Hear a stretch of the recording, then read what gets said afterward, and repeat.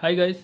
నేనైతే ఇప్పుడు ఒకటి మంచి ముచ్చట చెప్దానికి వచ్చిన. అదేం ముచ్చట అంటే మామూలుగా చాలామంది హైదరాబాద్లో ఉంటారు. హైదరాబాద్లో ఉన్నాక కూడా చాలామంది ఏంటంటే జాబ్స్ కోసం చాలామంది వస్తారు. ఇప్పుడు కొత్త పాస్అవుట్స్ ఉన్నారు కదా, 2026 కానీ 2025 పాస్అవుట్స్ కానీ వస్తారు కదా.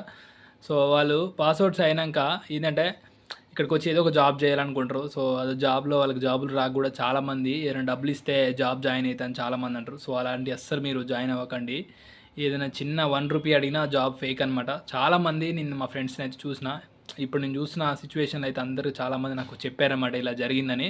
సో మీరు కూడా అలా మోసపోవద్దనేది ఈ వీడియో అయితే నేనైతే తీస్తున్నా. సో అందుకే నేను ఒక్కటే చెప్తున్నా, ఏదైనా ఈజీ వేలో వస్తుందంటే అస్సలు తీసుకోకండి. అంతేకాకుండా ఇంకోటి ఏంటంటే ఏదైనా ఫ్రీగా వస్తున్నా కానీ అస్సలు తీసుకోకండి.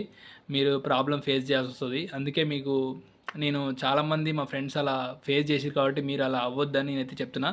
నేను గత 4 ఇయర్స్ నుంచి హైదరాబాద్లో ఉంటున్నా కాబట్టి ఎక్స్పీరియన్స్ నేను చాలామంది దగ్గర నుంచి చూసిన. వాళ్ళందరూ నాకు ఇలాంటి ప్రాబ్లమ్స్ చెప్పిర్రు.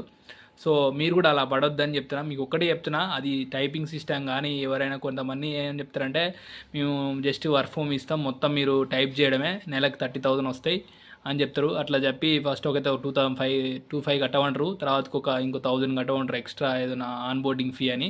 సో ఇలా ఆన్ బోర్డింగ్ ఫీ అని, లేకపోతే నౌకరీ నుంచి వచ్చినా, మీరైతే ఏ నౌకరీ నుంచి వచ్చినా కొన్ని నౌకరీ నుంచి కూడా వస్తాయి ఫేక్ కాల్స్.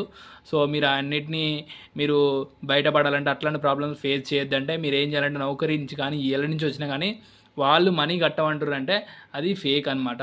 సో అదొక్కటి గుర్తుపెట్టుకొని మీరైతే ఎలా డబ్బులకి మోసపోయి డబ్బులు అయితే కట్టకండి. సో డబ్బులు ఇస్తేనే జాబ్ ఇస్తా అన్నారంటే అది ఫేక్ అనంటే. సో అందుకే ఈ వీడియో అయితే తీస్తున్నా. నేను మళ్ళీ మంచి వీడియోతో మళ్ళీ నెక్స్ట్ వీడియో మళ్ళీ వద్దాం. Bye bye, tata. అంతవరకు మీరైతే జాగ్రత్తగా మంచిగా ఉండండి. బాయ్.